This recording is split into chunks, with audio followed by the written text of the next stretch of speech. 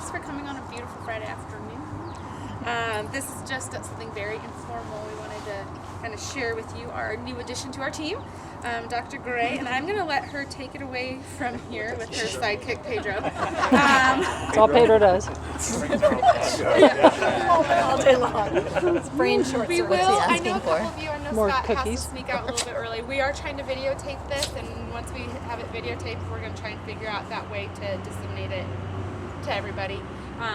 And then, like, towards the end, we'll do a little kind of demo with the play groups and whatnot. So, take it away, Dr. Gray. Hey, you're not going to bark the whole time, are you, Pedro?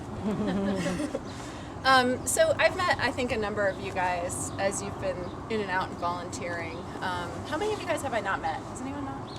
You guys? A fair amount? I think I've seen you then and haven't stopped to say hi. Well, I'm Liz, and I am a vet and an animal behaviorist as well as a dog trainer. And what I'm going to talk about is I'm going to give you guys kind of a history of me a little bit so that you know where I'm coming from and what my background is, and then what I'm doing here and where we hope to go with the program. So kind of give you guys a better idea. Is it possible to yell a little bit louder? Can you not hear me? Yeah, sure. I have to concentrate really hard. Okay, I'll shout. So I am, like I said, a vet, but I started out as a dog trainer. And back in 2000, I adopted a really, what I call my very bad dog. She came from the Boulder Humane Society. And I think a lot of dog trainers start out with one very bad dog. Did you, Meredith? Yeah, I mean, Meredith. Terry. You did? Terry. Yeah. More than one. Terry has a habit of taking all the very bad dogs home. But so my dog Brina came from the Boulder Valley Humane Society, and I was young and had graduated from college and wanted to have a hiking companion and a dog that I could take to people's barbecues. And I had all these visions in my head of what a dog would be. And what she turned out to be very rapidly was a very aggressive dog. She was an 80-pound shepherd husky mix or something like that. And if I took her out on the hiking trails and another dog came up, she would attack that dog rapidly. If she was on leash, if she was off leash. So I was in the master's program at CSU at that time working on chickadee behavior. Actually, chickadee bird calls, so what those mean and how we can interpret them. And I had this very bad dog, and I was trying to take her to training classes. And there was a lab near me that was actually working on dog behavior. And so as I was going to these training classes and I was talking to people about chickadee behavior, I thought, this is dumb. This isn't applicable. I want to research something that matters to people. And what I ended up doing was changing into the dog behavior lab, which was kind of the pariah of the behavior department at that time. Back in 2000, no one wanted to research dog behavior. They thought that that was stupid. Why would you do that? We live with them. And so I used Brina, I used my very bad dog, in my research study looking at social learning in dogs. And pretty quickly, doing 24/7 dog behavior and observations, whether I was training my own dog or researching social learning in dogs, I was hooked. It didn't take very long, but I was hooked. And so I became a dog trainer at the facility where I had initially started training my dog. I graduated with my master's in animal behavior in 2002. Again, animal behavior and zoology is the umbrella of what I graduated with. And then once I graduated, I thought, well, I can't really just do behavior because it's all wrapped up in medicine. And so I went back to vet school. So basically since 2000, Pedro. He thought the parking lot needed a little mulch. But so since 2000, I've been working as either a dog trainer or behaviorist. I switched from teaching classes in about 2006 and started when I graduated from vet school, taking more medical cases. So things that were a little bit more difficult and potentially a little bit more pathologic, so not your normal dog, not your normal pulling on a leash kind of thing. So when I came to the Humane Society of Central Oregon, I came in as a veterinarian, and I worked here 1 to 2 days a week, and I've been here doing that about a year. And then I have rolled into this new program of sort of developing this behavior program and trying to get that off the ground. So what we are kind of looking to do is there's kind of 3 challenges with behavior in the shelter, or 3 goals, I guess, that we have. The first is that we would like kind of to not have any animals, right? I mean, we'd really rather keep these animals in their home. And so part of what we're looking for kind of off in the future is ways to do that. How can we support the community? How can we become a community resource so that if someone has, my dog barks all the time, what do I do? Pedro, that's enough. It's on cue. Pedro, thank you. It's not so much of a, I'm at my wit's end, I'm gonna call the dog trainer, but I'm not gonna listen to her because I'm already at the end of my rope. It's more, oh, I'm having this problem. What do I do? How do I prevent it? He thinks he owns this shelter, by the way. That's his thing. Who is that dog? They don't belong here. Good boy. Good boy. Pardon me while I train my dog and talk at the same time. Did I say my dog? I didn't mean my dog. Good boy. So the second component is, and you guys I'm sure have all experienced this. Sorry, Bree. No, it's all right. Getting both Walking of you. around. You guys have all experienced this, I'm sure, as Canine Companion volunteers.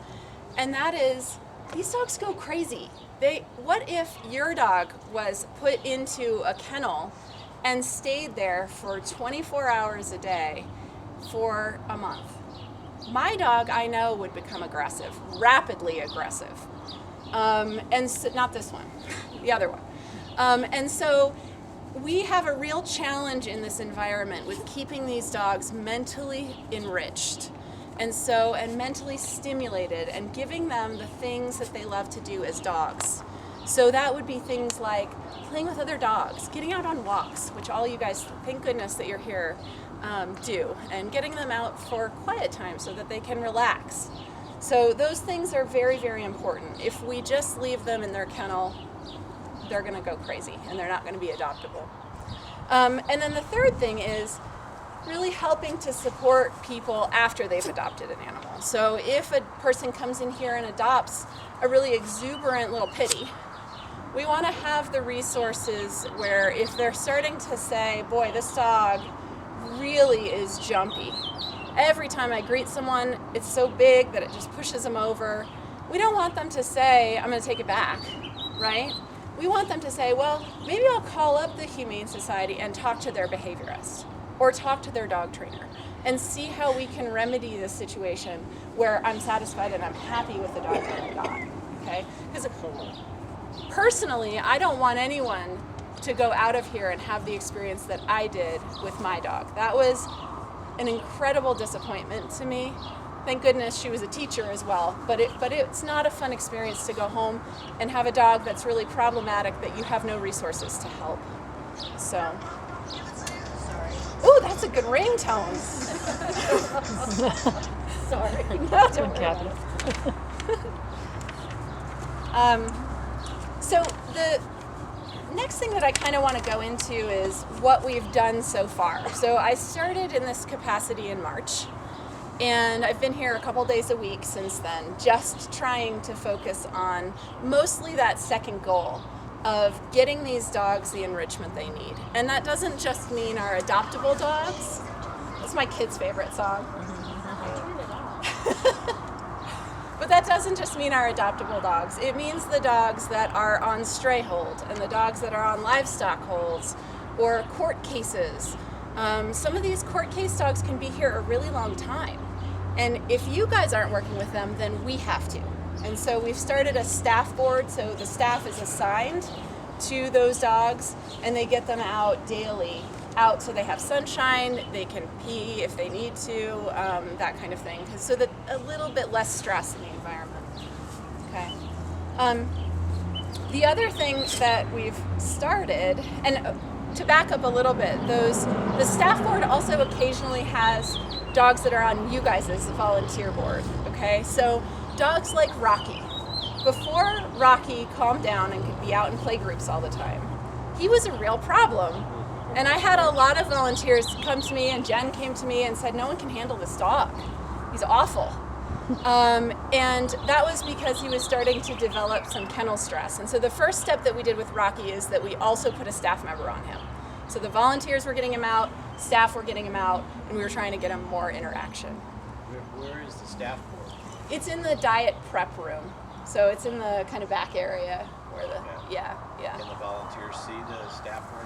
I don't know if that's something Yeah, that, it's in that same room that where you put your dirty spatulas, dirty brushes.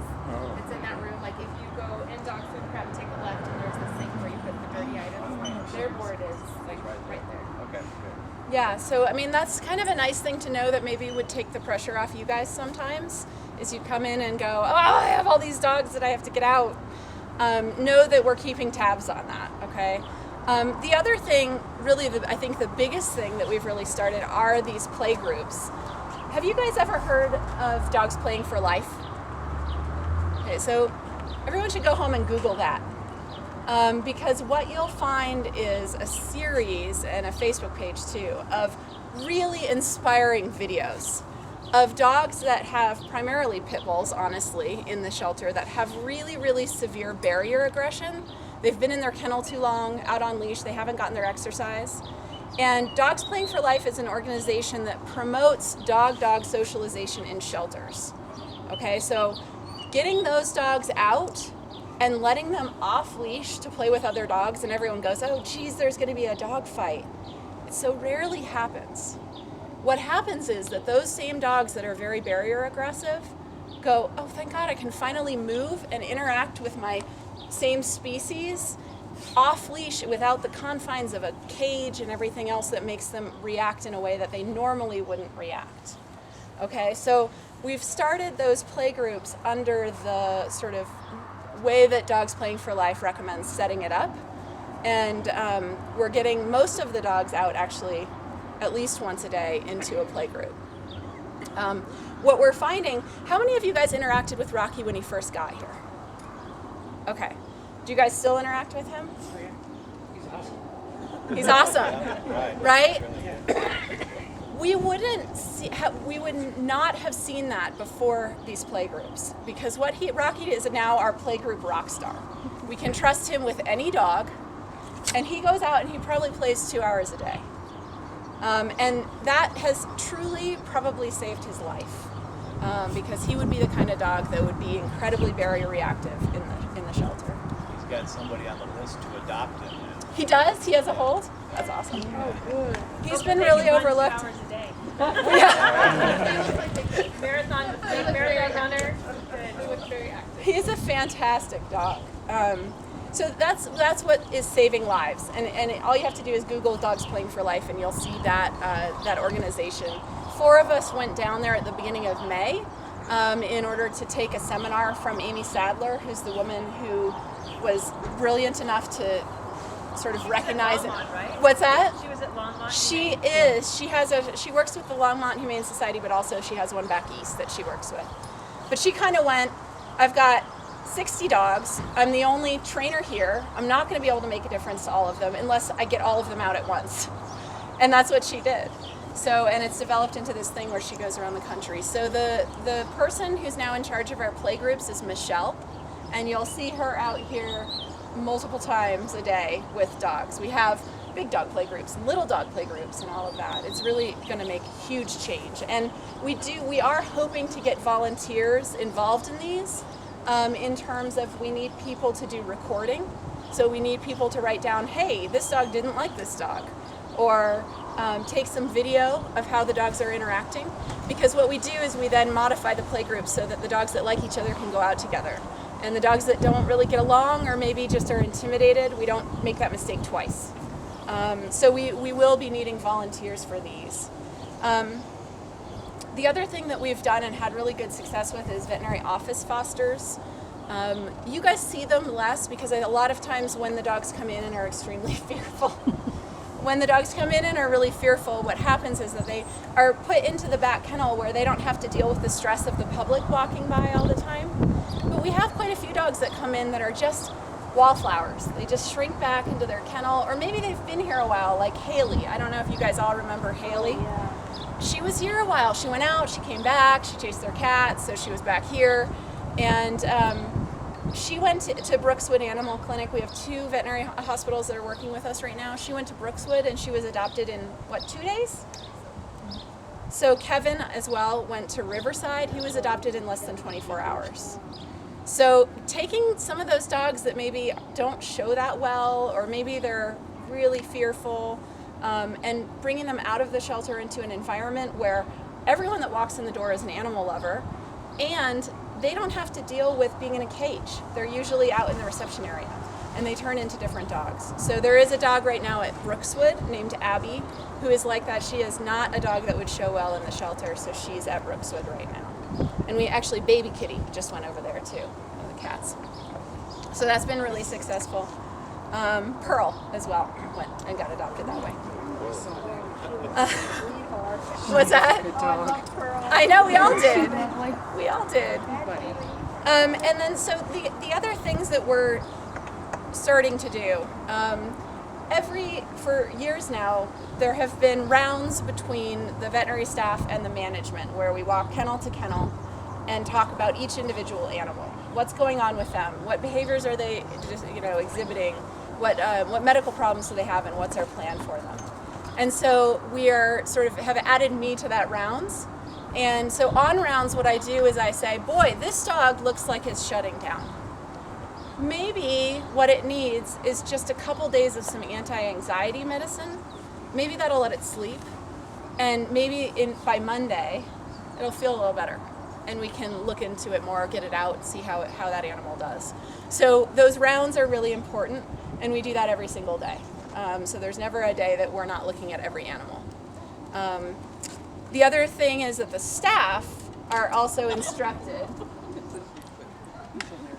This dog will get into my giant locked garbage can. I'm not kidding. He cannot be near food. He'll find it. But so the other thing that we have enabled staff to do is to put in what's called a behavior condition review or medical condition review. So if they have a dog out and the dog won't leave the gate and doesn't want to interact with them at all, and they put it back in the kennel, it shrinks to the back and doesn't want to interact, what they can do is they can say, hey, anxiety. And then they can put a little date so that the next time I come in, I can look at that computer and it comes up right away and I say, I need to look at that dog. That dog's a priority. So it's a really nice system. And I think that that's important for volunteers to know so that you guys know that there aren't animals that are getting overlooked. You might see behaviors progressing. It just means we haven't fixed it yet. It doesn't mean they're not on our radar, okay? And then the final thing is training plans. And Terry, of course, is one of the volunteer trainers who comes in here and works with our dogs. We had Aspen here for a while, and we had a couple of trainers that were coming in and working with Aspen. So we're lucky to have some of these volunteer trainers, and my goal is to solicit more and also to create more. So if anyone is interested in training dogs, then we really want to get you guys involved, because you can walk dogs and train them at the same time. And in fact, you're very rarely not training them something, right? So we really want to get that sort of baseline of behaviors on board for all of our animals, where every single one of them here that we're adopting out has a training plan, so that, you know, a dog that door dashes doesn't do that when they leave. Less, again, chance that they're going to come back once they go out the door. Does that make sense? Okay. So going forward, I want to talk to you guys about a couple things. There's going to be sign-up sheets for things that you guys might be interested in. But going forward, what we're hoping to start is a program called CLASS, which is a training program. It's an acronym. And it's a training program through the Association of Pet Dog Trainers. And what it does is it's sort of like a, have you guys heard of Canine Good Citizen? Mm-hmm. It's kind of like that, but it's sort of directed towards shelter dogs. And it provides a program which trains dogs to do things that you're going to have problems with in real life. So don't jump up on the first person that you meet. If you go around the tree the wrong way, automatically please come back to me. So it's basic, very, very basic stuff, but it's what makes those dogs good in the real world. Okay, can you meet another dog on leash? That kind of thing. There's levels of it, so that you can get a bachelor's, you can get a master's for your dog, not you. Or they can get a PhD. And then we can put on their kennel, hey, this dog has a class bachelor's degree. And there's even like a BA with honors. And so that is a program that basically what we will end up meeting are volunteers that can come once a week for basically like a 6-week class and work with a shelter dog. So Rocky. You would take out Rocky, or you would take out Shadow, and we would go out into the yard and we would have a class, and then at the end of it there would be an evaluation, which would probably be me or Terry or whoever else wanted to do that, in order to pass them and graduate them. Okay, and it's really a fun kind of a program that it can also be translated into the general public. So there's a lot of, there's definitely trainers that use this program for their training classes and award the graduation certificate the same way as any class. Okay, so that's one big thing. If anyone is actually interested, or if you guys know anyone who's interested in actually being a dog trainer, most of these certificate programs require handling hours and teaching hours. And this is a really, really good way to start that if anyone's interested. So, and of course it benefits the dogs. So then the other thing that we're looking forward to doing is quiet time with dogs. I know that a lot of you guys do this already to some extent, just getting them out and sitting with them in the breeze and letting them calm down. But what we want to do is take that quiet time and make it a more organized kind of a training plan, where we take dogs into a room that feels a little bit more like a living room. Maybe there's a chair and a rug. And you sit down and you ask them to settle. Thank you. Good dog. Because what's the first thing that people are going to be annoyed by? Right? Energy. Yeah, you're doing this, right? Spin. Yeah. It's the energy level that bugs them. So you take a dog home, and it's amped up from the shelter maybe, and it doesn't know how to lie down and relax. That's a less adoptable dog and a more problematic dog. So teaching them how to settle is really important, and that's part of the quiet time. A lot of shelters now have reading programs, and a lot of shelters have programs where kids that are having trouble learning to read to the shelter animals. How cool is that? Because the shelter animals don't judge, right? And it lets the shelter animals take a real breath and calm down and get out of that noise. So that's another thing that we're looking forward to doing. Does anyone have any questions so far? I've noticed, and this keeps coming back in my head, is that if some of us, and there's been and you'll have to pardon me, Jen and Bree, for being so irritated with this at times. But some of us are, I don't know if I explain this. As I'm sure you have noticed, the dogs that are adoptable, all of them have a color. Mm-hmm. And some of us are all different colors. Mm-hmm. And that means that, as you know, that some of us are limited to which dogs we can interact with. And I find it incredibly frustrating. Yeah. How am I going to learn anything if I can't be with other dogs? Or maybe we need to buddy up with somebody. Yeah. Who's a different color than me, because so there are days where I can't walk a dog because there's no color greens. that matches So my badge. And I I'm will like, tell you, yeah, it's very frustrating, and I will tell you that part of the goal of that class program is to get more dogs to green. I mean, we like to be sending all of them out here green, right? Mm-hmm. Yeah. And so that is a goal, and I think having a mentor within the Canine Companions program is a great idea. So definitely that is on our radar, and I think that you're justified in your frustration, and we're going to make that happen. It will take a little bit of time. Because I wouldn't be able to walk dogs like Shadow or even Rocky for that. Yeah. Mm-hmm. They're one's orange and one's blue. Yep.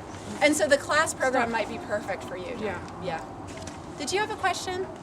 Oh, I was just wondering how field trips fit in with this. Yeah, that's I will chat about that. Okay, Jen's going to talk. Okay, that's fine. I was just. Good. So go ahead. Can you share with us what happens on Sunday at the shelter? Are there play groups, or what happens with the animals? So right now there are not, as far as I know. I don't think that there are. There are not playgroups, but we do have certain volunteers, and that's something I'm working on, is following up with people. Certain orange level volunteers, once you have been orange for a certain number of hours, you can come in with very specific hours. Since there's very limited staff on Sundays and holidays, we do have really specific guidelines regarding that, and that you need to go through training on for that. Even the doors that you go through are different and whatnot. But that is on my to-do list, is to cultivate orange volunteers for them. So that is possible. Would it be possible, just a follow-up to that, if you were trained on play groups, could an orange volunteer take more than one animal out to the play area, or is that not a good idea? Well, at this point, no. I don't even take multiple. Well, I shouldn't say. I only take out multiple dogs if they weigh like 10 pounds or under, and I know I can do this. But I don't do that yet. Right now, we're always having a staff member involved in those play groups. However, I do think that, especially for some of these dogs that are iffy in the play groups, that need that constant socialization, I think the daily play groups is really important. So that's, again, a goal.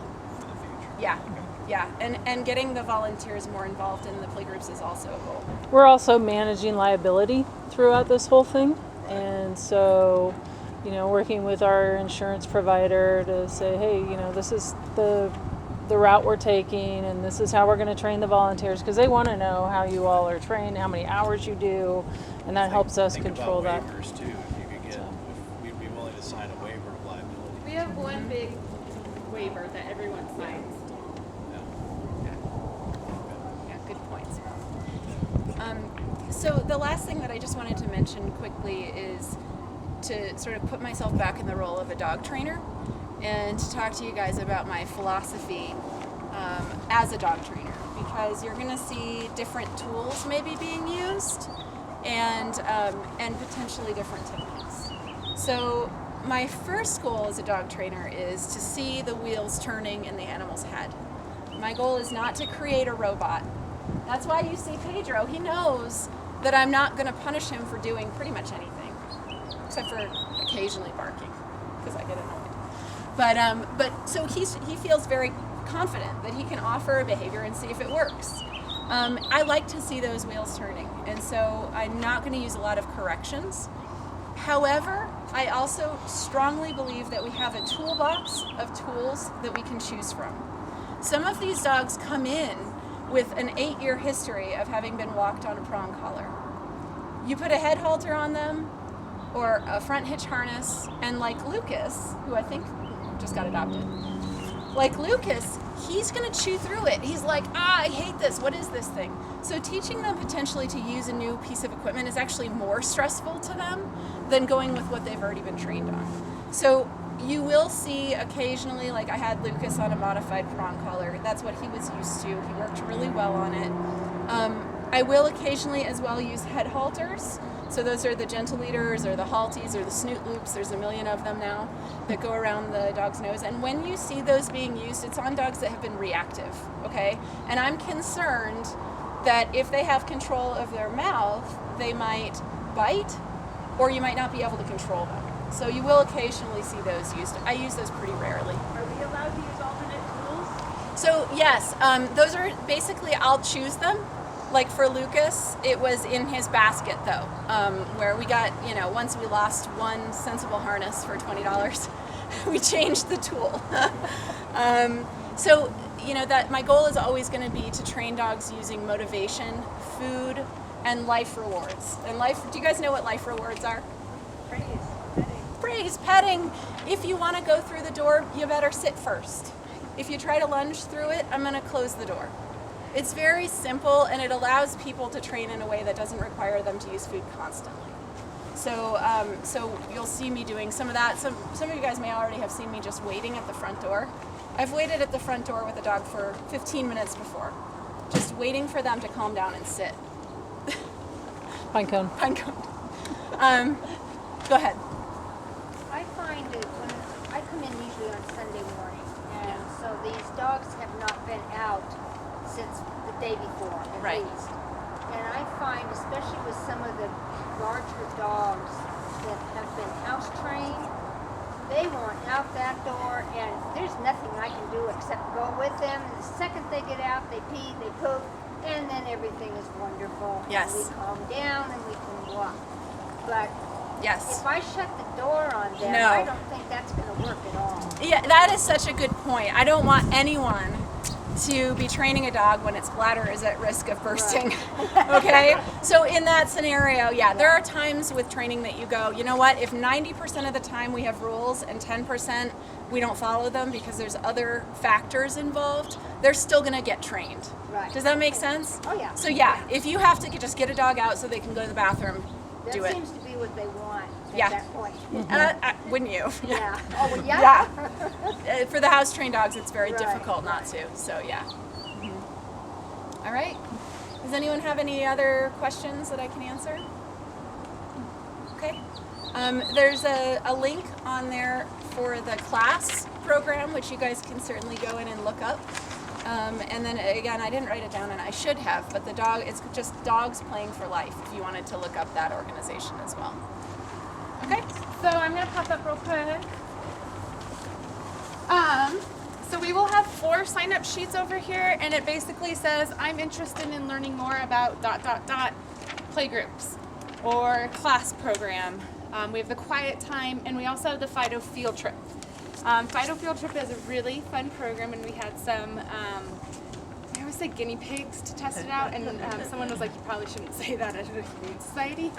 But we had some great volunteers, and 2 of them are here, that helped us develop this program, see what really worked, and I would say it was a really successful program. There was minimal negative feedback.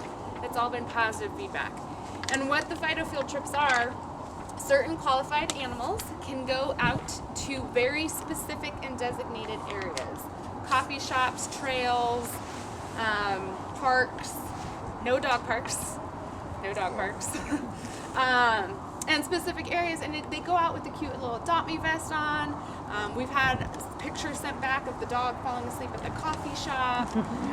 Recently, Roxy has gone out on a whole bunch of field trips, and she's learning how to swim in the river down at Riverbend Park, and it's been a really, really great way to get the word out there, and it's also a great ambassador for the volunteer program in the shelter as well. We did a trial period, like I said, it went really well. And now I am having a training in a couple weeks for that. So if you are interested in being a Fido field trip volunteer, the requirements are blue and orange level volunteers for that. So feel free and sign up on that, and I'll probably be contacting you on Monday to let you know when that Fido field trip training is. So it's I think it's one of my favorite programs we've developed. And you guys, what do you guys think about it? It was fun. It was really interesting taking them out. Yeah. There's been I got a cute picture of one dog at the drive-through at Strictly Organic. It's head out and getting like a little treat from them, so pretty cute. Other thing we wanted to chat about is as we're getting more information to you guys about the behavior of the animals, we're trying to think of that whiteboard really works to an extent, more of knowing when things go out, but there's a lack of us really, because we're not always available, so sometimes it's hard to be like, this is what works best for Lucas for him not doing the attention barking when he wants his tennis ball. So we are looking at a potential You don't get to go on the playground. option of on that sign-in computer in my office, you guys know that, where you all sign in and out, we might have a file on the desktop for certain dogs, and in that file it'll have videos. Like instead of her waiting around and telling everybody how to not have Lucas bark at you, there'll be a video of her doing that. So you could go in that folder, watch that video. We might have some spreadsheet of training tips in there. So we're kind of looking at a way to provide you guys more information. And then she'll hop on that, add some ideas, whatnot. There was one other thing. Oh yes. We have reopened the volunteer program. We had a hold on it because of the lovely remodel. We didn't have any place to train anybody. Now we have our lovely green training trailer that we are using. With that, all of the new volunteers that are coming in, they are only knowing the self-scheduling system as their way of coming in. So I do encourage you guys to use that scheduling system. I do understand everyone here was brought in with the understanding that you could come in whenever you want. chat with me about that because I am flexible about that. Why that scheduling system is so helpful to the entire staff, we could hop on in the morning and I could say there's not a single Canine Companion volunteer signed up today. And then I pass that along to the staff and then they're like, okay, let's get dog play groups out earlier. It really helps us really manage to make sure all of the animals are getting what they're needing. So please, I encourage you to use that. It's a communication tool for us now. I'm going to let Dr. Gray chat again and kind of explain what we are starting to watch over here. And feel free, mingle. We do have beer, wine, chips, crackers, candy, lots of little things over there. So hang out. And if you want to do So basically, Michelle is the woman in the white shirt there. She's the leader of our play groups. And she's going to just go ahead and do a play group. And you guys are welcome to wander over to the fence. And it's always pretty much fun to watch dogs play.